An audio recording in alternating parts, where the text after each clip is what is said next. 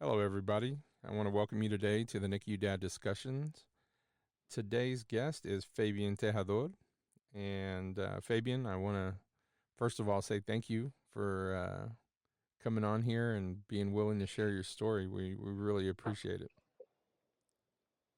Hi, Alex. How are you? Good, good. Thank you for having me. I appreciate it, and hopefully this session will be very informative and helpful for many parents that have similar experiences, either because they had it or because they're going through that right now, and they're a little overwhelmed. So Absolutely. Absolutely. Well, let's get into it. And so, Fabian, if you don't mind, tell us what your NICU story was like and how that started for you. sure, sure. Yeah, I have a daughter. Her name is Gabriela. Uh, She's actually 17 years old right now, but back in 2002, she was a 23 weeker, and uh, and she was born basically at 5 months gestation, and her weight was about 600 grams, so which is just a little bit over 1 pound. Wow. Um, yeah, my my wife was considered high risk pregnancy. Um, we, you know, it becomes hard to tell because she lost a pregnancy before Gabby, and she was about, you know, I think she was about 17 or 18 weeks when she lost that pregnancy, and her gynecologist basically just blew it off a little bit, saying, "Oh, that happens to a lot of people. That doesn't mean that it's going to happen again, but we're going to monitor more closely for the future." Uh, so she became a little bit of a um, high pregnancy profile. Uh, so I think a year after that is when she got pregnant again with Gabby. Uh, and we she visited the doctor more frequently because of her high risk profile. Right. Uh, so far, so good for maybe 18, uh, 19 weeks.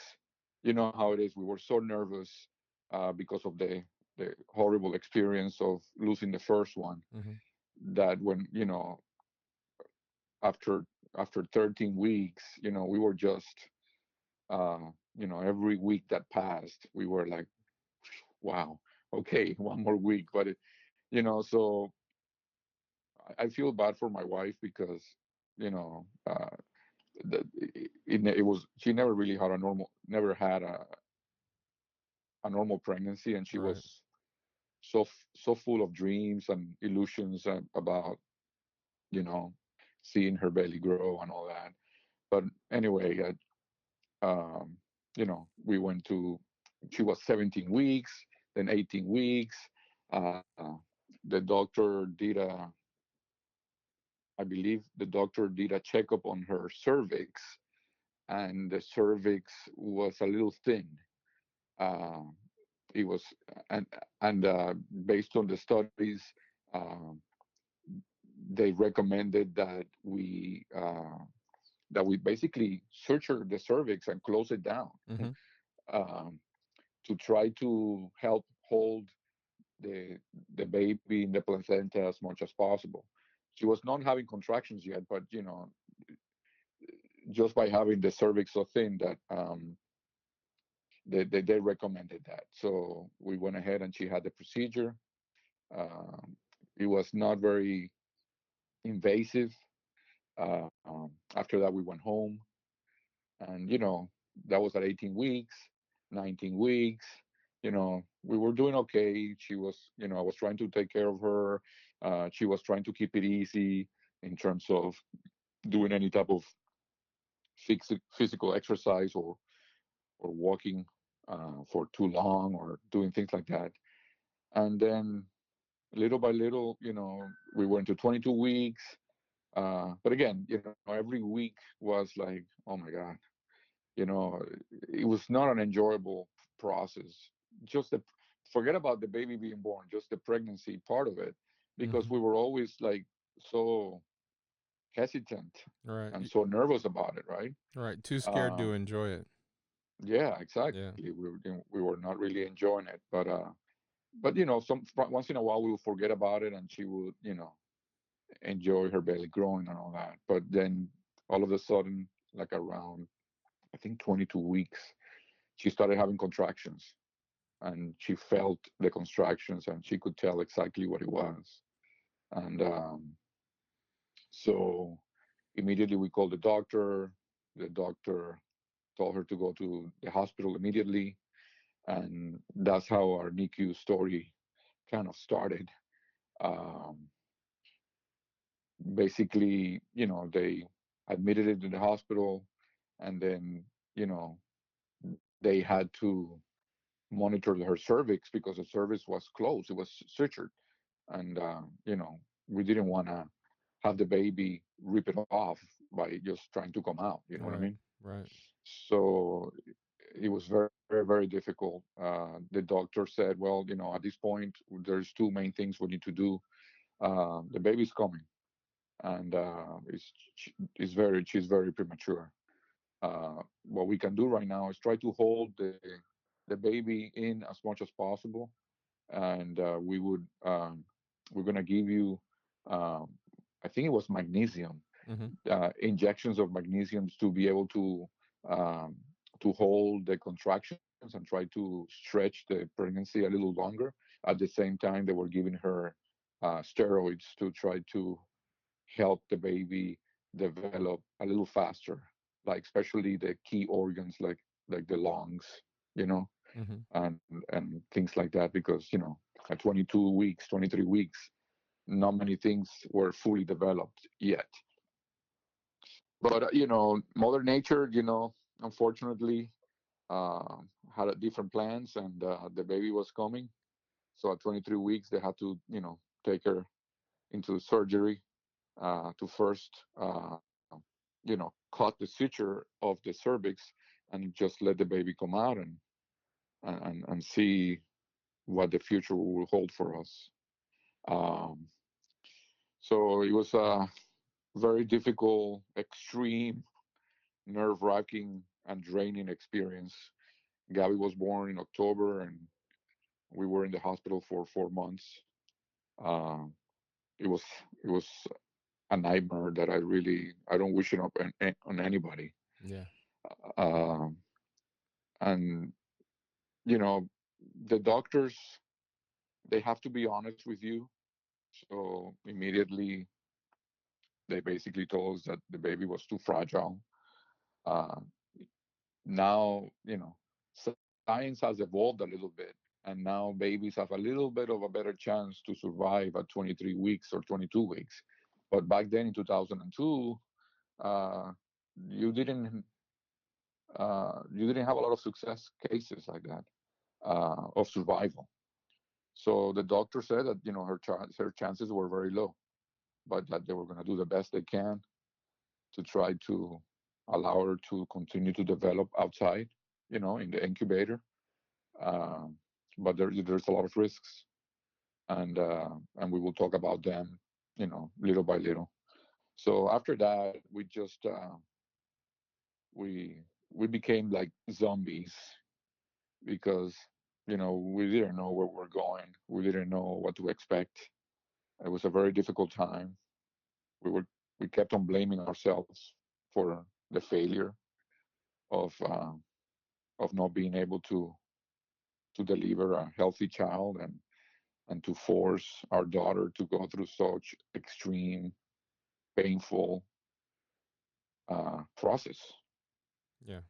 Uh, so here we are, taking it day by day, not knowing, uh, what the next day would bring. Just trying to learn as much as possible, feeling helpless because there's really nothing you can do. Most of the times, you just have to move out of the way, Yeah. uh, um, and just let the nurses and the doctors uh, do the work. And honestly, it was more an art than a science. honestly, because you could tell that the doctors were doing trial and error, and we were in a good hospital. We were very lucky that our hospital had different levels of NICU because we were in I think we were in level 3, which is the extreme prematurity type of NICU. Mm-hmm. And I remember there were 7 incubators, and um, and the room was full. All the incubators were taken, and every situation, uh, you know, at the beginning, think about it. You're there just worrying about your baby, but you're gonna be there for a long time, and you get to meet other parents. Every baby has a different situation. Some of them are even bigger than Gabby, but have complications. Uh, you start learning that girls tend to be uh, more successful at surviving extreme prematurity than boys. Uh, that's what we learned while we were there. Um, so that gave us a little bit of hope, but it Mm-hmm. was such a roller coaster. You know, you had one good day and 2 bad days, and they had to revive Gabby so many times. Because she was so premature that they had to put her on a ventilator. Right, she couldn't breathe on her own. Her eyes were completely fused; they had not detached yet. That's how premature she was. So they put some cottons on her eyes to try to block the light and try to protect her eyes little by little. Uh, they had to give her IV, right, so that she could have some nutrients. But her veins and her arteries were so thin that they would just leak into her body, and they have to change it, so many times. Uh, they also had to draw blood. Imagine a baby that is barely 1 pound. You have to draw blood to see how her blood gas is doing. Uh, but they do it with those little coffee cups. When they give you coffee, they give you like a little red stick to Mm-hmm. stir your coffee. Mm-hmm. Well, they use that to draw blood from her heel, uh, and just to see you know how the blood gas numbers were showing up. So, and your wife is taking it hard. You're taking it hard. Everybody is approaching it a little differently. I became a doctor, or I would call it a numbers expert. So every day when I would come, when I come to the NICU, I would just try to peek at the chart to see how she was doing, and there were some key numbers that I was always looking at that were important, like the saturation, which is basically how she's able to basically how her blood is able to move oxygen across the body, right? So that red light that they put on your finger when you Oh go to yeah. the doctor, Yeah. and they tell you, oh, you're 98%. That means that your body is efficient at transporting blood transporting oxygen through the bloodstream. So, but when the babies are so immature and they're not able to use their lungs properly, um, the saturation is low. Is it goes from 80 to 70 to 60, and when it goes to 50, that's when they turn gray. Yeah. And then they have to, they call it, they have to bag it, which is basically, it's like, they have like a little balloon that they push with their hands to try to basically revive the baby. And we, Gabby had to go through that like maybe 3 or 4 times. uh so yeah, it was a very difficult situation, so we were taking it day by day. And right now, the doctor said that the main objective was to try to wean her off the ventilator so that she can start breathing on her own, and and and and, and be not being so dependent. And that took us like a month and a half to just wean her off because she was very premature. And she had a couple of surgeries because um, there is a surgery called PDA.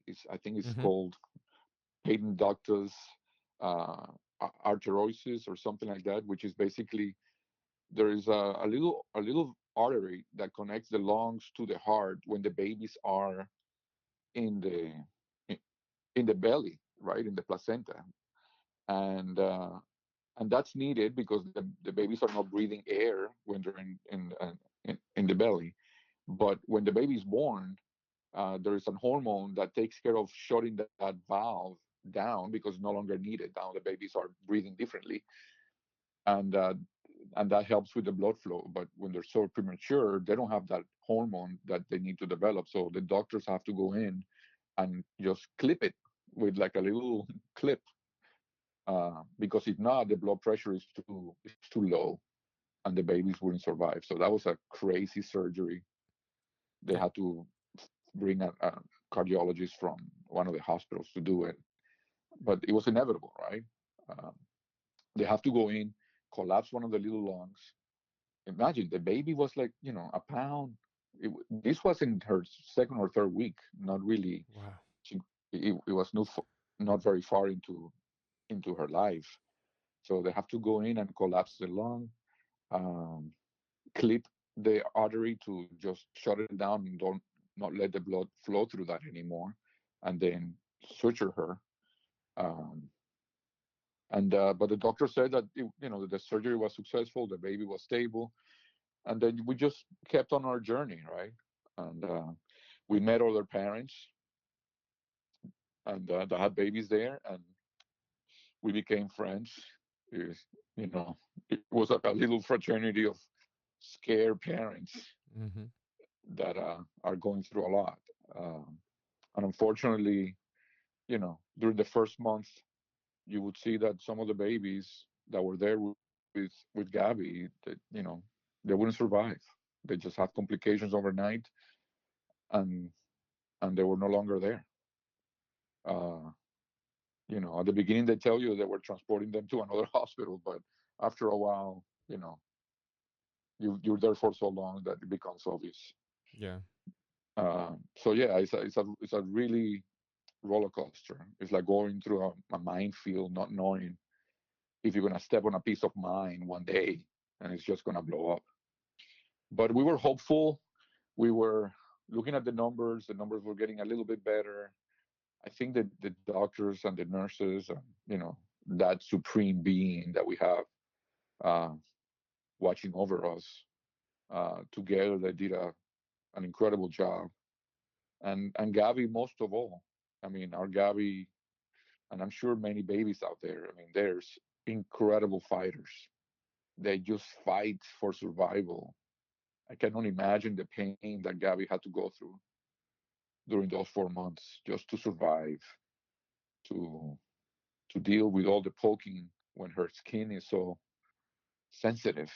You know, her skin was just red. She didn't have thickness in her skin, but she was such a fighter, and so we were there to help and to support her and the doctors through all this difficult process.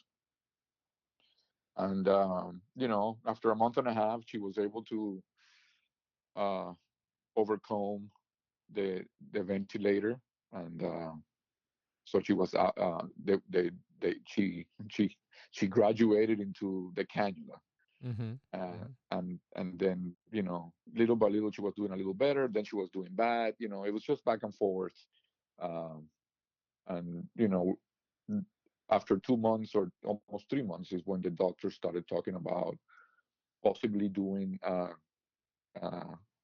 kangaroo time, right? With where the baby just rests on your chest, Right. Skin to and skin. especially for Yeah. my wife, skin to skin, they call it. Mm-hmm. Yeah. Um, so my wife was looking forward to that, but we were nervous because she was still very small, and we didn't want to make the process worse. But they were telling us that the babies tend to react, well to the skin to skin contact. And so we both did it. It was amazing. It was really something else. Um, so we just kept going. with the process. Uh, Christmas came. She was born in October. We spent Christmas in the hospital. Uh, then January came, and she was growing little by little. She was already like maybe 3 or 4 pounds.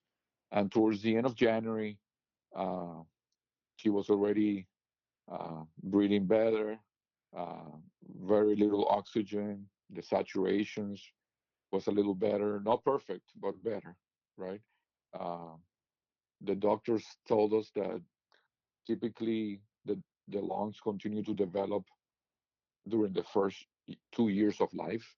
Uh, she was.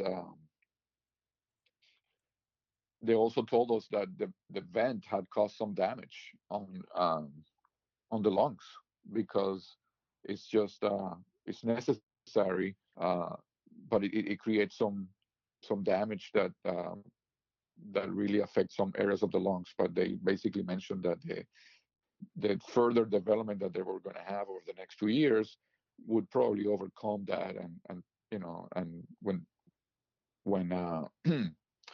when she was older, she was not going to have any problems. Uh, Also, you know, we were getting ready to be sent home, so that was a time where we were also very nervous. They were training us on everything that she had to go home with, uh, like a apnea monitor, oxygen. She went home with a little bit of oxygen as well. So they trained us. We had already learned how to bathe her and take care of her, and how to do most of the important things. So we were looking forward to that and very nervous at the same time because we were not going to have a doctor and a nurse right next to us when we had an episode at night or anything like that. But that was our journey. So it was really a draining experience, and I can tell you that we were never the same after that. Yeah. It Uh, was something else. That's Hmm. incredible. That's incredible. I know, when a baby's born that early, um, Hmm. it just, you never know what way it's going to go. Hmm. But really, especially back then, you're absolutely right. Things are different now. But I'm curious to know, like, what what was going through your mind that day.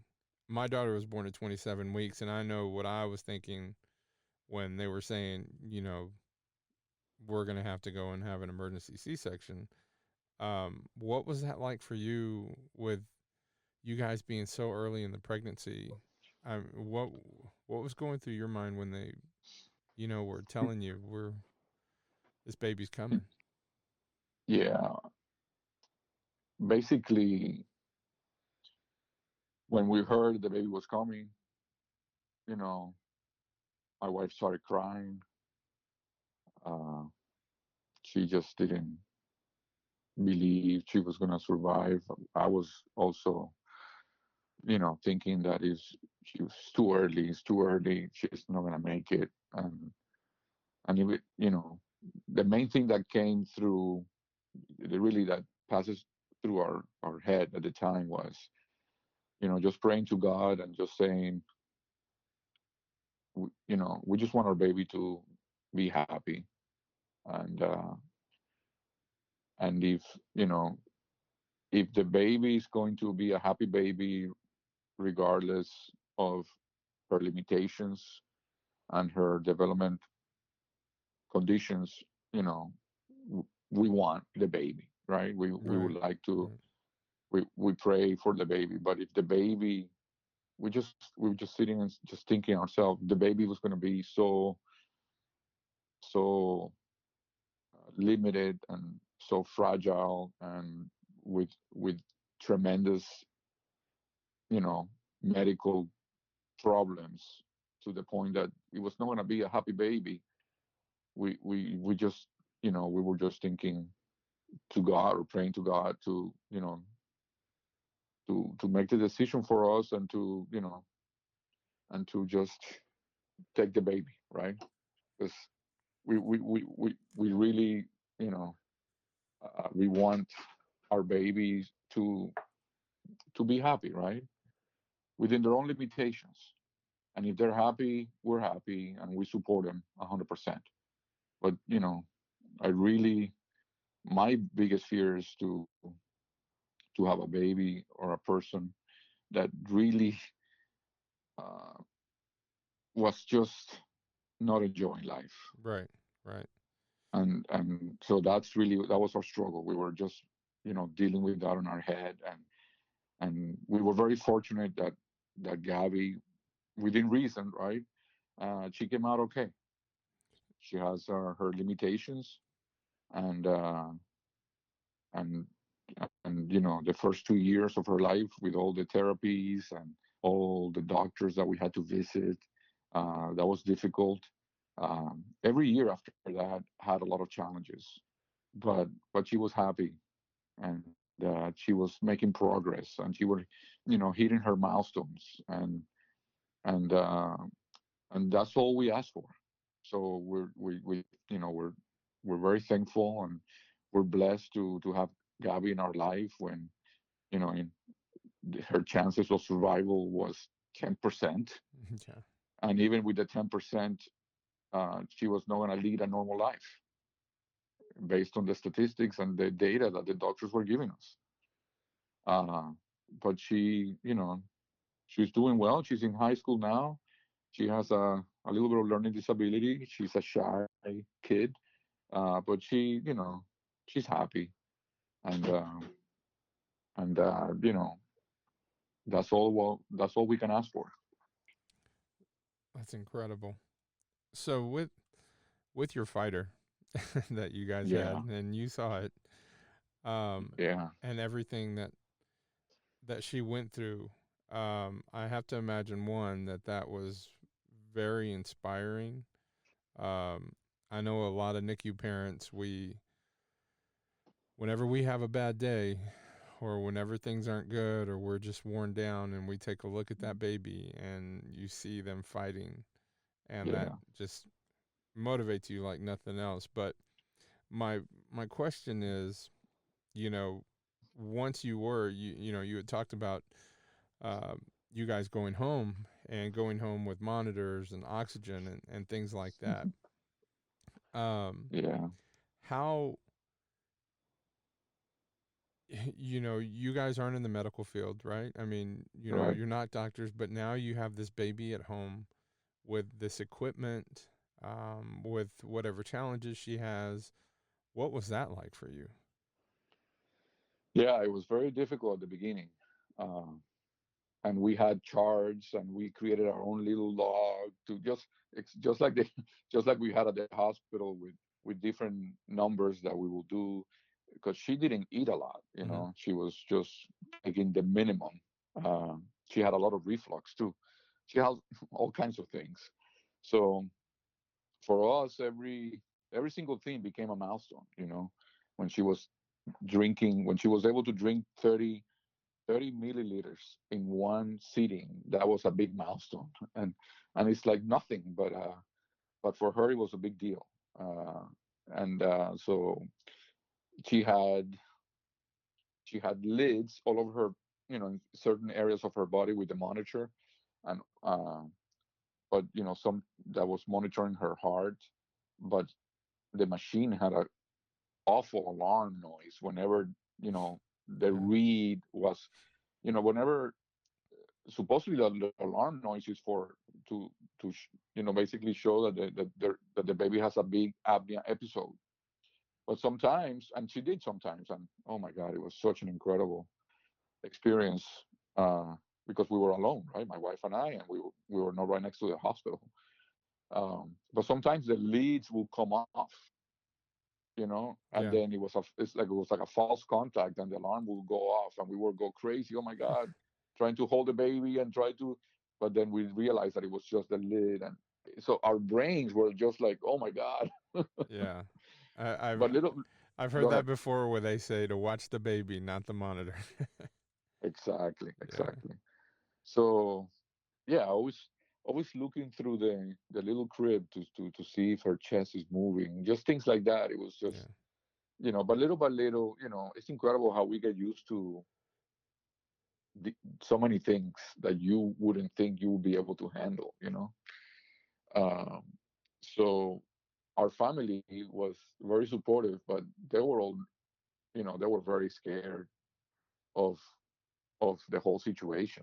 We've never had a situation like that in our family, and so they're holding the baby, all those things. They tried not to really get very involved because it was very very difficult for them. Hmm. So we were on our own for a while, um, and my wife, didn't work for maybe 2 years so that she could stay home with the baby. Uh, but that was that was not very healthy either, because she needed some distraction as well. Uh, so yeah, it was a difficult process. Just thinking back, I really haven't thought of it in a while. Just that period of time. But at the same time, she was she was 4 or 5 months behind a regular baby because she was so premature. But little by little, she was hitting her milestones and eating a little more. Uh, Eventually, we were giving her, baby food and solids little by little.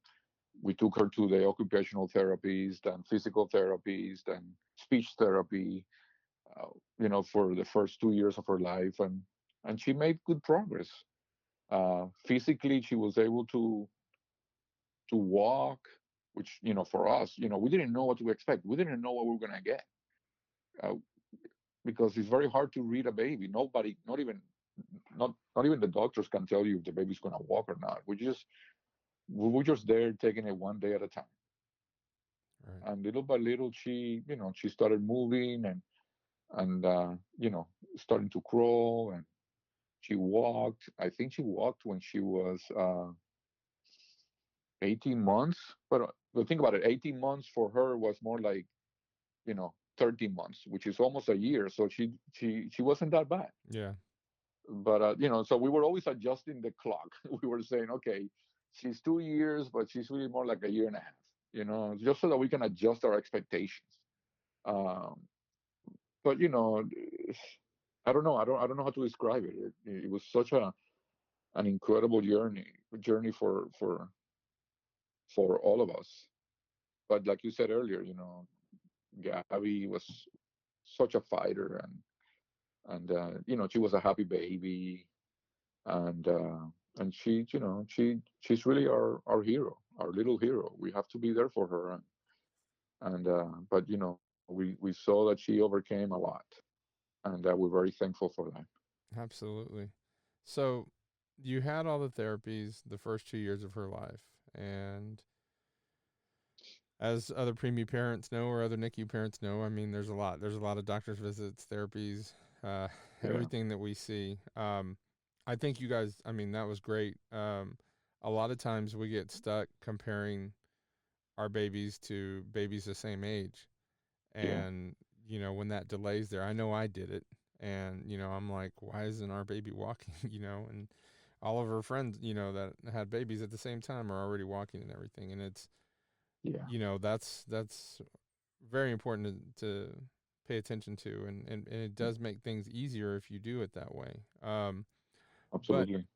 after those first 2 years, um, Gabby's 17 now, so Hmm. between the last 15 years, what has that been like? Yeah, every stage of her life has its challenges. So, and you adjust your expectations or your goals, uh, because when the babies are growing, you don't care too much about academical skills or anything like that. You just want the baby to walk. So, uh, when I think back, when we were in the hospital, we just wanted our baby to survive and to have a decent chance at being a happy baby that could enjoy life, right? Then when the baby goes home, we want to make sure that we help her hit all her physical milestones about, around eating, about breathing without oxygen, walking, or actually moving, crawling, being able to grab things with her hands, right? And then, when she's 2, 3, 4 years old, now she's getting ready to start school. We want to help her, um, make sure that she's able to learn. And those parts were difficult, because she was not learning as fast as the other kids. Uh, so, but we were noticing that she was learning at her own pace, and that she was making progress. She was not stuck, and that gave us hope. Little by little, she was learning something else every day, something new. Uh, then she went into pre-K, then first grade, and then between first and second grade, you could tell that she could not keep up with the normal curriculum of a regular class. So we got some help and uh, some psychologists and social workers for the school and things like that, and she was given a little more time to do the work, and so we made adjustments, um, and then, but she still couldn't keep up with the rhythm of the program. Then we moved her to another school that had a better program for kids that had limitations, uh, and then she just continued to make progress and get better, and she she graduated from elementary, and she stayed in the school. So at that point, your your objective and your expectations about your child, uh, they change, and they become more like, you know thinking about the future, right? you know Now my baby is 8, 9, 10 years old, and 11, 12, and you want to continue to push push her, uh, bring it, give her as much help as she needs to try to continue to make progress and overcome their challenges. Because right now, you know, the goal is not to walk or to eat or to grab something with her hand anymore. Our goal and the challenge is to really help her overcome her limits, try to to push her to, not overcome her limits, but to just to be able to reach her capacity. Right, And right. ultimately, the goal is for, that not only us, but I'm sure every parent is really, you want your kid to be able to function in society by themselves, right? To be able to become independent, and to be able to do the best they can. And right now, that's where we are. Gabby's in high school right now. We're trying to support her. She's in a special program, that the classroom is small, uh, and she's very dedicated. Uh, but she has well, they call it attention disorder, but in reality, you know, when she was born, she was so premature that the doctors, the neurologists, because that's another specialist that we had to go a lot to visit. She had a little bit of brain damage and brain bleeds, that affected some certain areas of the brain. So, uh, right now, the doctors, they call it attention disorder, and they give, she used to take medicine for that as well. She's not taking it anymore. We're monitoring that. But throughout these years, you learn that, uh, the I don't know how to call it, but neurological science and neurological medicine is very, very limited, and they don't know how to deal with situations like Gabby. Because what she had was a little bit of brain damage. They don't have medicine for that. They Right, basically right. they push it into the attention disorder category, and they give her medicine for attention disorder, but that's not really what she has. So, but there is nothing better, right? Uh, so we experimented with a lot of medicine to help her. They had, I'm sure, many of the dads and the moms that hear this have kids that are taking all kinds of, you know, learning disability medicine like Vyvanse or Concerta or uh, Adderall or things like that. Um, some of them have side effects like anxiety. They lose their appetite and they lose a lot of weight. Right. Right. So just uh, things like that. So, but it is sometimes it's a necessary evil because sometimes they get so distracted in school that they're not really learning anything because they're not focusing.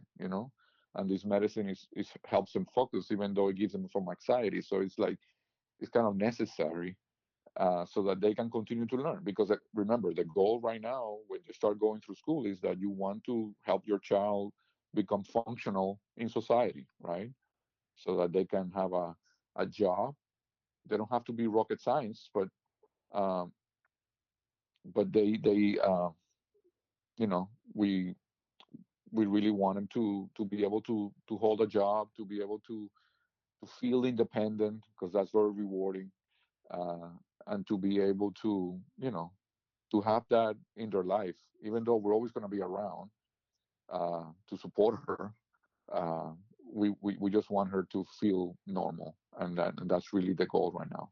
Well, it sounds like you guys are still advocating for your daughter, and I'm Absolutely. sure it's been that way the entire time. Was there ever a time where you had to advocate in the beginning? And the reason I'm asking this is for new parents, new NICU parents that are Yeah. in that are having to go through their time in the NICU or therapies afterwards or anything like that, and are dealing with doctors. Was there ever any time that you had to advocate for your daughter, with the doctors, where the doctors might not have thought one thing, Uh, or you? well, hmm, yes, I think so. It's just that after a while, our visits to the doctor became like you know very uneventful. Like it's Mm-hmm. like we don't learn anything new. It's just there's nothing we can do, and you try to keep pushing. What about this medicine? What about this other one? And but especially with the neurologist because that's the one that we kept on visiting. Uh, for the majority of her life. Uh, you try to advocate, but then in a way, you kind of give up because you realize that it's really not the doctor; it's really the science that is not there. Yeah. We there is such limitation on our ability to comprehend the power of the brain or how to heal the brain if that's if that exists. That we tried different medicine again to try to compensate for the side effects and to find the one that she would react better to. Every baby and every kid is different. And to your point earlier, when you were trying to compare yourself to other babies that were starting to walk, or even in the hospital, right? You ask yourself, why is that baby doing it and my daughter is not doing it? They react to things so differently that it's really not fair to compare them. Yeah. Yeah, absolutely. Um, but something that we did is the hospital where she was born. They had a little what they call a NICU party every year around the November time frame. So we would go there with Gabby, and they had like a little, it's like a little festival for kids with little choo-choo trains and bouncy houses and things like that. But it was in the garden of the hospital. So the doctors that are in the NICU will come down to meet the parents or greet the parents. Many of these doctors were the doctors that were there when Gabby was born. So we created a relationship. But also the parents that are in the NICU at that time, going through that nightmare of a situation, they would come down to the park, right? The baby was in the NICU and they would just take a break and come down. And you just You know, you can just see them, and they're like the zombies, like we were, Yeah. walking around the park. And the doctors did a great job, because they knew Gabby, they knew her background, and they would pair us up with some parents and they say, hey, such and such, this is Fabiana Maria. They had a baby here, 4 or 5 years ago, who was very premature, 23 weeker, and you can tell that they're searching for a little window of hope, and you go, oh, 23 weeker, really? And where's your daughter? And so we bring Gabby, and they just go, oh my God. So you could tell that, they go from being zombies to, at least at that time. And I know it's very hard to compare because, you cannot really tell anybody, oh, look, my daughter was able to survive, yours will too. Yeah. you Right. know Right. you cannot say that, right? But during you could see during in their eyes, during that moment, their their their hope meter goes up, uh and they feel that they have a chance, that their baby has a chance, because look at Gabby, she was 23 weeker and she's running around in the grass right now, right? uh and really, that was very rewarding for us to try to at least mentally help some parents. So we kept on coming back, and just helping as much as we could. That's excellent. And that's actually a great segue into my last question for you is what advice would you give those parents, those dads? What advice would you give those new NICU dads that are, first day, a weekend? What would you have liked to have known that would have helped you? Yeah, and actually, I'm working with our friend Lelis, and I know you know her. uh, and we're we're trying to help parents right now, and to help the process, um, by asking those questions, and by doing surveys with other parents as to, you know, if I would have been in the hospital right now, knowing what we went through and our struggles and our frustrations, what we would like to see different, right? In terms of support from the hospital, from the doctors, uh, just psychological help, and it's very hard to say one or two things. Is um, we you know we really, we would have liked the doctors to be a little more, uh, more, how do you call it, to partner with us a little more, Mm-hmm. uh, to share information, uh, and to be able to, to allow us to help, in our own way, you know. Um, Also,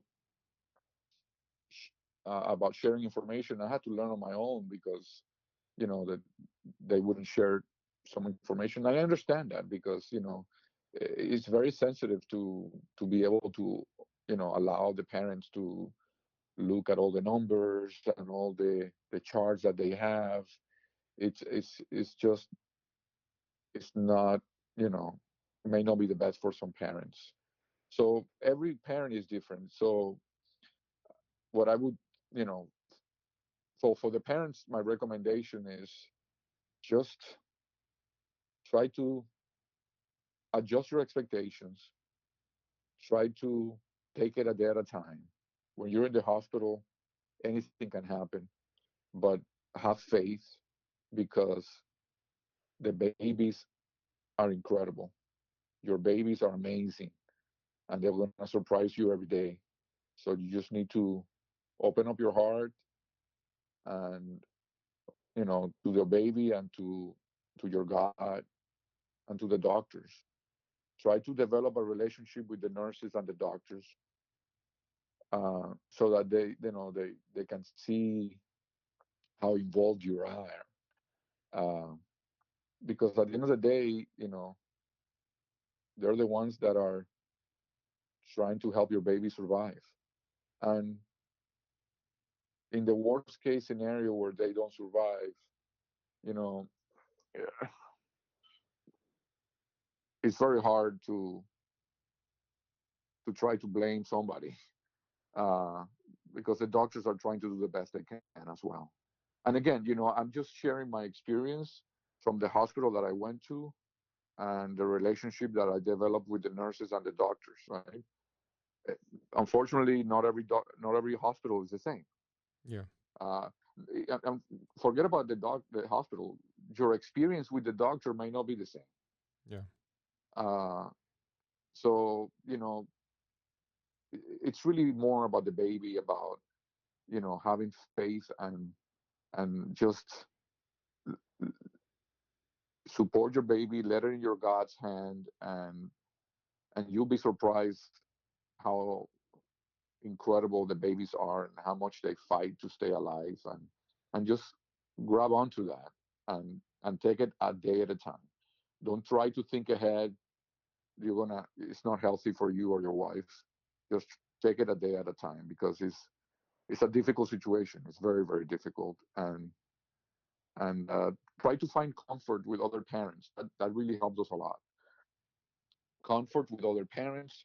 Try to find out if there are any programs like the ones that we're doing here in Miami, where you could learn from other parents. Because again, I'm a numbers guy, so I like to compare myself and my situation to other people, for good or for worse. So I always want to have a point of reference to know where we're going and where we're coming from. That's excellent. That's some great advice. Well, Fabian, I want to Yeah. thank you so much for being on here and sharing your story. I wish Thank you, you. yeah, Maria, your wife, and Gabriela, and your entire family, we wish you guys the best and, Yeah. good luck in the future. But once again, man, I can't thank you enough for being on here and sharing your story and Gabriella's story too. I mean, just what a fighter. Yeah. Um, but I really want to thank you, and I want to thank everybody out there that's listening to this. Thank you guys for listening to this episode of the NICU Dad Discussions, and we hope you catch us on the next one. Thank you. Thank you for having me.